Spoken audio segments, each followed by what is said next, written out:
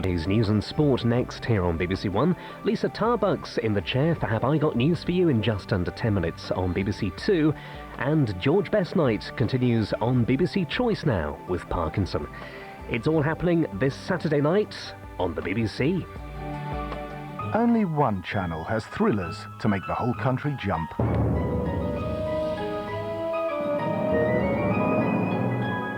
Only one channel has drama to move the whole country to tears.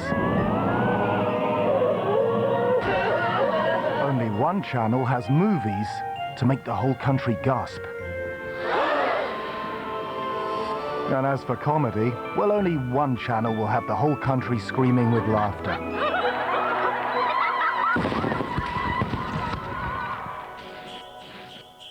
This Christmas, there's only one channel for everyone, BBC One.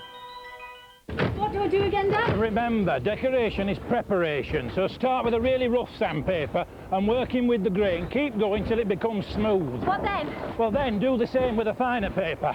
And then, what I like to do is to give it a going over with the... If your usual source of information lets you down, use the next best thing. bbc.co.uk from BBCI. Know-how.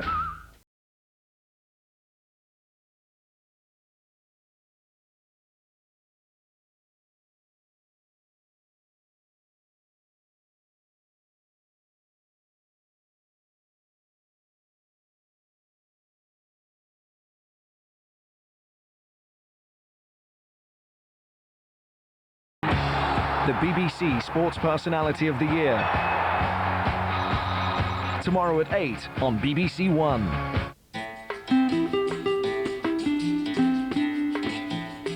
Film romance for Gwyneth Paltrow in 20 minutes on BBC One. Sliding Doors follows the Saturday news and sport now with Fiona Bruce and Rob Bonnet. It's 10 o'clock. Iraq hands over its dossier of weapons, but is it enough to avert war? In 12,000 pages, there's no mention of weapons of mass destruction. The firefighters rally and tell the government, keep out of our pay talks. And the Premiership's wide open as Manchester United trounce the Gunners.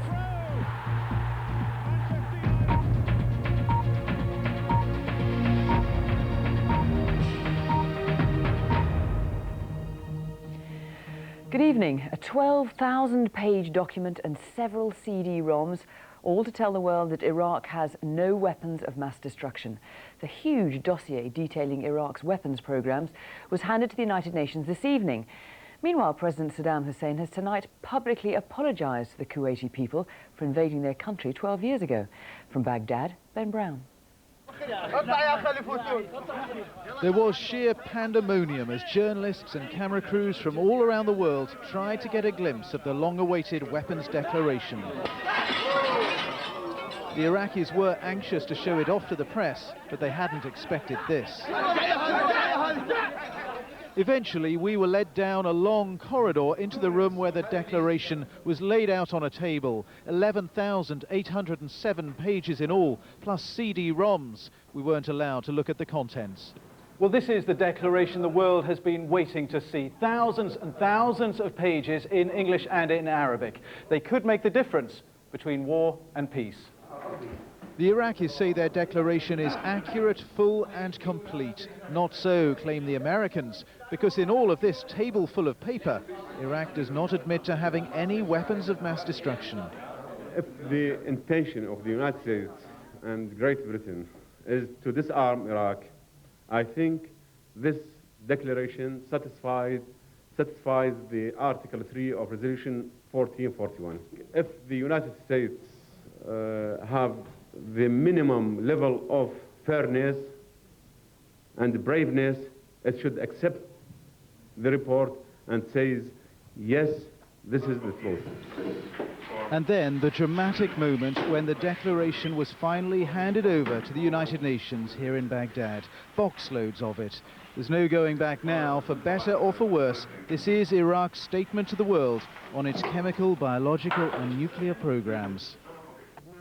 And at exactly the same time as the handover, a spokesman for Saddam Hussein went on television here with an unexpected diplomatic overture. a letter to the people of Kuwait in which Saddam said sorry for the first time for Iraq's invasion and occupation of its neighbour 12 years ago. Saddam himself has been meeting his senior officials. It is clear that with the weapons declaration today, he has made his move. Now he awaits America's response. Ben Brown, BBC News, Baghdad.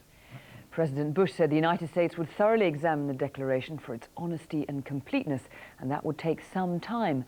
But the dossier will also bring new focus to the task facing the weapons inspectors already in Baghdad. David Shukman reports. Are the Iraqis making something innocent here, or are they secretly producing weapons? A lot of equipment is dual use. It can do both. The Iraqis say they've declared all of it, which is a clever move, because it's the classic kind of grey area that divides the Security Council. For the inspectors, out again today, the declaration could provide useful clues. The Americans are doubtful of that, but they'll go through it carefully anyway, as President Bush made clear tonight. We will judge the declaration's honesty and completeness only after we have thoroughly examined it, and that will take some time. The declaration must be credible and accurate and complete. So what happens to the inspections now that the Iraqis have handed over all those documents and computer disks? Well, the inspectors can check them. In the past, they've caught the Iraqis lying and may do again. They can compare the Iraqi information with British and American intelligence. That says Iraq has nerve gas and anthrax and missiles to carry them. And they can investigate the dual-use machinery, checking for traces of weaponry. This could prove the most contentious area of all. And what happens if the inspectors, in the end, draw a blank and find nothing, as the Iraqis keep saying will happen? Many countries will say the crisis is over, but America and Britain are likely to accuse Iraq of cheating and take things further. That's why the military build-up goes on. Today's declaration may have bought Iraq some time, but Washington is still using the language of war. The threat is more real than ever. David Shukman, BBC News. Well, here with me now is the BBC's World Affairs editor, John Simpson. John, America and Britain have both said they believe Iraq does have weapons of mass destruction. Now we've got this massive dossier, which doesn't even mention them. Where does that leave us? Well, I think it leaves us where we've always been, to be honest. I mean, if you want to believe Saddam Hussein, you'll believe him. If you don't want to believe him, you won't believe him. I don't think we'll ever find out because simply the Americans don't need to find out, in a sense. I mean, they've made their minds up ahead of time. President Bush is going to be the deciding factor in that. If he chooses to say that the Iraqis have still got weapons of mass destruction, I mean, it's difficult to know, really. It's difficult to imagine that Saddam would have kept on to them over 4 years. He's had 4 years to hide them away. Looks pretty much as though he'd have done something like that. There've been persistent stories he might have sent them to other more friendly countries in the Arab world. And now we've got this apology out of the blue to Kuwait. Saddam's obviously playing an elaborate chess game here. How do you interpret this move? I think he's doing two things. I think, for one thing, he's wrong-footing his opponents. He's trying to make sure that the Americans don't have anybody alongside them, perhaps not even the British, as would be his hope, if they do decide to attack. And indeed, if the United Nations Security Council isn't behind the Americans on this, then it's going to be very difficult for the British indeed. And I think, secondly, he's appealing to Arab public opinion very, very strongly. OK, John, thank you very much for that. Thousands of firefighters, joined by other trade union members, have marched through London. At the rally, the head of the Fire Brigades Union, Andy Gilchrist, warned the government not to interfere and wreck next week's pay talks. He threatened that his union will go back on strike if they do. The message from firefighters gathered in London today from around the country was loud and clear. This dispute will not go away quietly. And to make the point that they're not on their own, senior figures from other unions joined today's march. It seems that this government has a hidden agenda to grind the firefighters down, to starve them back to work, and that means delaying the negotiations as long as possible. During the week, the Fire Brigades Union and the employers held separate talks with the arbitration service ACAS. Both insist they're trying everything to reach a deal, but they haven't managed yet. Firefighters and their supporters here today say morale remains high. They believe public opinion is still behind them, at least for now. But if there is no quick resolution to this dispute, they expect to go on strike again in 9 days' time. So what happens next to break the deadlock? Sometime during the next week, ACAS is expected to speak again to both sides, though no date has been fixed. If there isn't enough progress, that next 8-day strike will begin on December the 16th.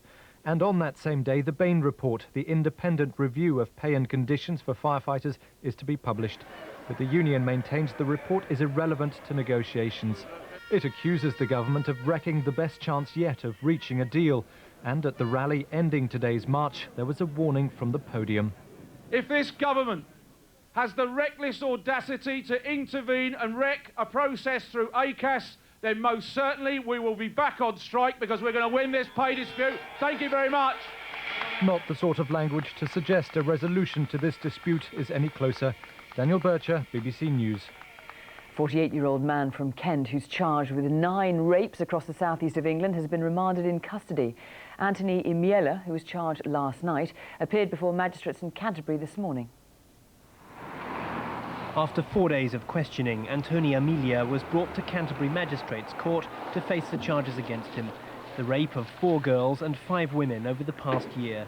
The investigation has been the biggest of its kind since the hunt for the Yorkshire Ripper 20 years ago. Mr. Amelia's appearance is central to the proceedings, and the court ordered the media not to show any pictures of his face. Mr. Amelia was led into court number 1 here wearing a grey t-shirt and trousers. He stood quietly to confirm his name, age, address and occupation. Then, one by one, each of the 9 rape charges against him was read out, starting with the alleged attack on a 10-year-old girl near Ashford last November. Each time he was asked if he understood the charge. Yes, he replied, he did. That first attack in Kent was followed by a series of rapes around the home counties, including 2 on the same day last July. In several cases, something was taken from the victims, like a piece of clothing or a mobile phone. The last attack in October was on a 14-year-old girl in Stevenage. With no application for bail, Mr. Imiela was remanded in custody and will appear at Maidstone Crown Court on December the 16th for the start of trial proceedings. Richard Lister, BBC News, Canterbury. Downing Street has refused to comment on a fresh disclosure about Cherie Blair's purchase of 2 flats in Bristol. It's emerged that the accountant who arranged mortgages on the properties, Andrew Axelson, is awaiting trial on fraud charges on an unrelated matter. Thieves in the Netherlands have stolen 2 paintings by Van Gogh. They were snatched from the Van Gogh Museum in Amsterdam after the crooks got in through the roof. The paintings are thought to be worth several million pounds. The organiser of the Miss World contest has said she regrets trying to stage this year's competition in Nigeria. The contest had to be switched to London after an article in a Lagos newspaper sparked religious rioting, which left more than 200 people dead. The contest finally took place this afternoon at Alexandra Palace. Beauty contests don't normally warrant this kind of security, but this year's Miss World was the most controversial ever, offending not just the feminists, but some Muslims as well. Ladies and gentlemen, it's Miss World 2002. Please welcome on stage... Inside, the familiar formula, 92 girls in ball gowns and fixed smiles. The event switched to London from Nigeria at just a few days' notice. Tickets only went on sale at the beginning of this week. Nonetheless, 1,800 people have paid up to £200 to be here today. And though Miss World's not on television in Britain this year, it is televised around the world, where it's often viewed as a very big event.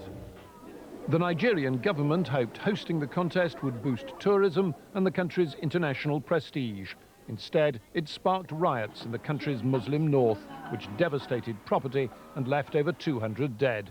The immediate cause, a newspaper article, which joked about the contest and the Prophet Muhammad.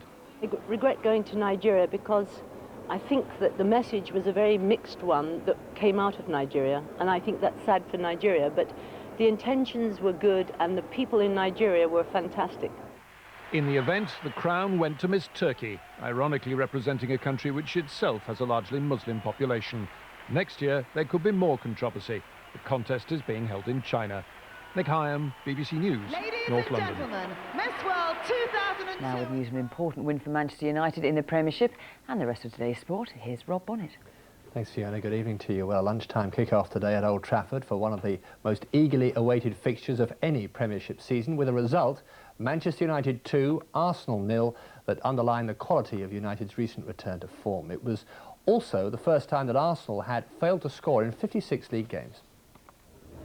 For the Manchester United fans, this was a chance to shake off the memory of last May when Arsenal won here and took the Premiership title.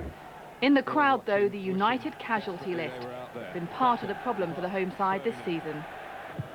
And early on, it was Arsenal's Thierry Henry who found cracks in the United defence. Fabien Barthez blocked the obvious path through. But there was nothing in the way of United minutes later as Juan Sebastian Veron put them ahead. The goal was allowed, even though replays of the build-up seemed to show the ball hitting the arm of Ruud van Nistelrooy. You sense the Arsenal manager knew luck wasn't on his side today. From then on, the United threat never...